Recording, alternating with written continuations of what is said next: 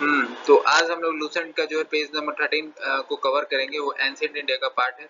और video start करने से पहले ये कहना चाहूँगा कि आप लोग चैनल को सब्सक्राइब करो। वीडियो देखते हैं सब, लेकिन चैनल सब्सक्राइब नहीं कर रहा, और लाइक भी करते रहना और वीडियोस को शेयर भी करते रहना, ठीक है। और सब्सक्राइब तो कर दो यार। वीडियोस बहुत लोग देखते हैं लेकिन बिल्कुल सब्सक्राइब नहीं यार।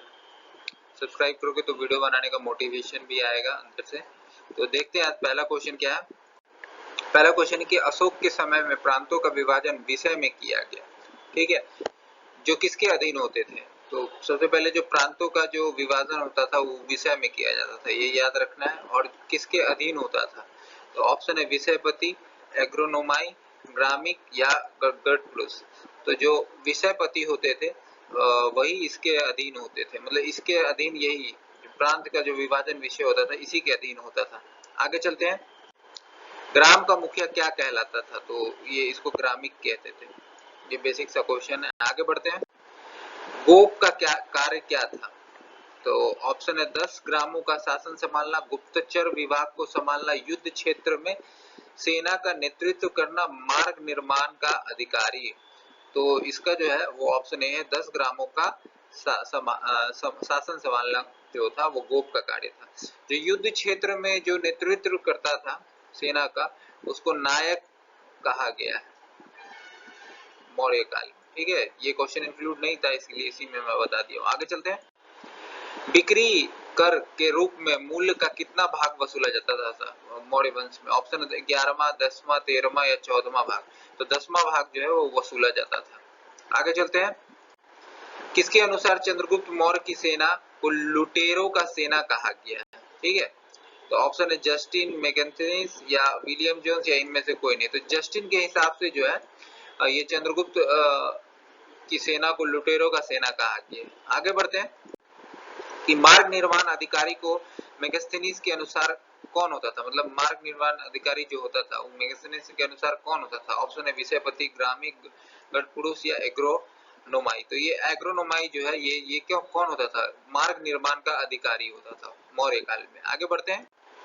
अर्थशास्त्र में गुप्तचर को क्या कहा गया, विषयपति, ग्रामिक या एग्रोनॉमी या गढ़पुरुष। तो गढ़पुरुष को कहा गया। यहाँ दो चीज याद रखना है कि गुप्तचर दो तरह के हुआ करते थे। तो पहले जो गुप्तचर जो एक ही जगह रह के कार्य करते थे उसको संस्था बोला गया है, ठीक है, संस्था। और जो दौड़ दौड़ के इधर उधर करके काम करते थे गुप्तचर, उसको संचार बोला गया, ठीक है। तो ये दोनों गुप्तचर है, ये पहला और ये दूसरा गुप्तचर बोला गया, इसी में मैं इंक्लूड कर दिया हूँ। आगे बढ़ते हैं। ये अशोक के समय जनपदीय न्यायालय के न्यायाधीश को क्या कहा जाता था, तो राजुका कहा जाता था, ठीक है। आगे बढ़ते हैं। सरकारी भूमि को क्या कहा जाता था, सीता भूमि, राम भूमि, आदेव मातृक या इनमें से कोई नहीं। तो सीता भूमि जो है सरकारी भूमि को कहा जाता था। आगे बढ़ते हैं कि बिना वर्षा के अच्छी खेती होने वाली भूमि को क्या कहा जाता है, सीता भूमि, राम भूमि या आदेव मातृक या इनमें से कोई नहीं। तो यही जो आदेव मातृक है इसी को क्या कहा जाता था, बिना वर्षे की अच्छी खेती इसमें होती थी, इसी को आदेव मातृक कहते थे। आगे बढ़ते हैं कि मौर्य काल में द्रोण माप, सबसे पहले बात तो याद रखो ये द्रोण माप किससे रिलेटेड है, मौर्य काल से। किसके लिए प्रयोग होता था, अनाज, जमीन, सोना या इनमें से कोई नहीं। तो अनाज को मापने के काम में ये द्रोण माप आता था। आगे चलते हैं। सेम क्वेश्चन आगे है ये। आगे बढ़ते हैं कि स्वतंत्र वैश्यावृत्ति को अपनाने वाली महिला क्या कहलाती थी, विषयपति, एग्रोनोमाई, रूपाजीवी या राजुका। तो रूपाजीवी जो है जो होती थी उसको, जो स्वतंत्र वैश्यावृत्ति अपनाने वाली जो महिला होती थी उसको रूपाजीवी कहते थे। आगे बढ़ते हैं। तो अब है जो है वायु पुराण के अनुसार मौर्य वंश में कितने राजा हुए, तो वायु पुराण के अनुसार 9 राजा हुए हैं, और जो 10 राजा हुए वो भागवत पुराण के अनुसार हुए, ठीक है। ये किसके अनुसार हुए, भागवत पुराण के अनुसार।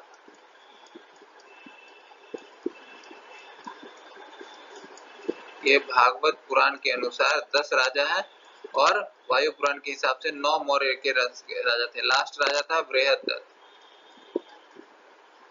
लास्ट राजा था, ठीक है, ये लास्ट किंग था, लास्ट किंग। इसको पीयूष मित्र सुंग ने मार दिया था, अशोक वंश की स्थापना की थी। आगे बढ़ते हैं। अशोकाराम विहार कहाँ स्थापित है? ऑप्शन है पाटलिपुत्र, राजगीर, वैशाली या गया। तो पाटलिपुत्र में स्थापित था अशोकाराम विहार। आगे बढ़ते हैं। पीयूष मूत्र सिंह ने अपनी राजधानी कहाँ स्थापित की? पाटलिपुत्र, राजगीर, वैशाली या विदिशा। तो विदिशा। ये बहुत बार रिपीटेड क्वेश्चन है, हमेशा आता रहता है। आगे चलते हैं। पीयूष मूत्र सिंह ने कितनी बार अश्वमेध यज्ञ करवाए थे? तो वो जो 2 बार अश्वमेध यज्ञ करवाया था। और किसने, कौन करवाया था इसको? पतंजलि ने। पतंजलि ने इसका यज्ञ करवाया था। आगे बढ़ते हैं कि भरहुत स्तंभ का निर्माण किसने करवाया था? चंद्रगुप्त मौर्य, अशोक, बृहदत्त या पीयूष मित्र सिंह। तो पीयूष मित्र सिंह ने इसको करवाया था, ये स्तंभ का, भरहुत स्तंभ का निर्माण। आगे चलते हैं। शुंग वंश का अंतिम शासक कौन था? देवभूति, अशोक, बृहदत्त या पीयूष मित्र सिंह। तो देवभूति जो है वो इसका अंतिम शासक हुआ करता है। आगे बढ़ते हैं। कण्व वंश का स्थापना किसने की? तो कण्व वंश का जो स्थापना है वो वासुदेव ने की थी। आगे चलते हैं। कण्व वंश का अंतिम शासक, तो अंतिम शासक है सुशर्मा, यही अंतिम शासक था। आगे चलते हैं। सतवाहन वंश की स्थापना किसने की? सिमुक, वासुदेव, सुशर्मा, पीयूषमुत्र सिंह। तो सिमुक ने इसकी स्थापना की थी। आगे चलते हैं। सतवाहन वंश ने अपनी राजधानी कहाँ स्थापित की? पाटलिपुत्र, राजगीर, विदिशा या प्रतिष्ठान। तो जो प्रतिष्ठान है उसी को की थी। और ये जो है प्रतिष्ठान का था मध्य प्रदेश और औरंगाबाद जिले में हुआ करता था। और ये जो है गोदावरी नदी के नीचे थी, मतलब बगल में थी, किनारे थी।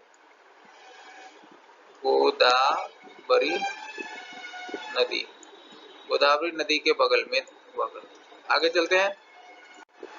सतवाहन शासकों के समय किस प्रसिद्ध साहित्यकार ने, देखो, गाथा सप्तशती की रचना की? गाथा सप्तशती। ऑप्शन है हाल, गुणाढ है, सुशर्मा या वासुदेव ने। तो हाल जो है एक लेखक थे, उन्होंने ही ये गाथा सप्तशती का रचना की थी। आगे चलते हैं। बृहद कथा नामक पुस्तक की रचना किसने की थी? तो हाल ने, गुणाढा ने, सुशर्मा ने या वासुदेव। तो ये ऑप्शन बी जो है, इसी ने बृहद कथा की रचना की थी। आगे चलते हैं। ब्राह्मणों को भूमि अनुदान देने की प्रथा का आरंभ किस वंश के शासकों ने सर्वप्रथम किया था? तो सतवाहन, कण्व, शुंग या छेदी राजवंश। तो सतवाहन वंश के जो राजा हुआ वही सबसे पहले ब्राह्मण को भूमि अनुदान देने का प्रथा आरंभ किया था। आगे चलते हैं कि सतवाहनों की राजकीय भाषा क्या थी? प्राकृत, पाली, ब्राह्मणी या मगधी। तो प्राकृत जो थी वो भाषा थी, ठीक है, और जो ब्राह्मणी थी वो लिपि हुआ करती थी, लिपि, ठीक है। तो लिपि अलग चीज होता है और लैंग्वेज, भाषा अलग चीज होता है। आपको पता ही है कि जैसे कि इंग्लिश में, हिंदी में मैं को मैं लिखते हैं ऐसे, और इंग्लिश में मैं को हम लोग MAI लिखते हैं, ठीक है। तो ये लिपि हो गया, इंग्लिश का लिपि हो गया ये। और ये देवनागरी किसकी है? हिंदी की लिपि हो गई, ठीक है। इसी तरह आगे चलते हैं। कार्ले का चैत्य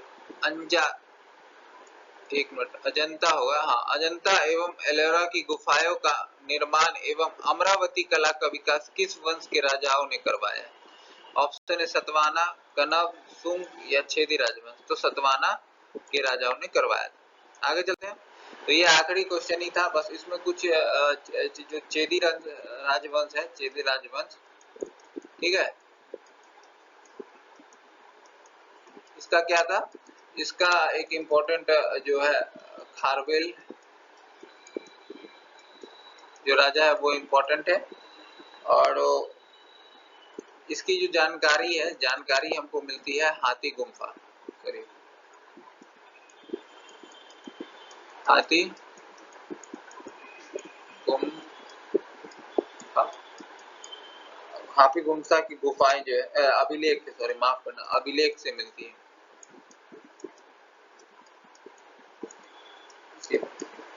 ठीक है। और ये जो खारवेल है ये जैन धर्म का अनुयायी था। किसका था? जैन धर्म ज्ञान धर्म का, ठीक है। तो यहाँ पे ये जो है सेशन को खत्म कर देते हैं। ये खत्म हो गया, आज आपका पेज नंबर जो है वो 13 खत्म हो चुका है। होप आप लोग को ये वीडियो अच्छा लगा होगा और मैं आशा करता हूँ कि आप लोग पहले लुसेंट पढ़ लेते होंगे, उसके बाद इसको लगाते होंगे इसे MCQ को। तो इस सेशन को यहीं पे एंड करते हैं। Thank you.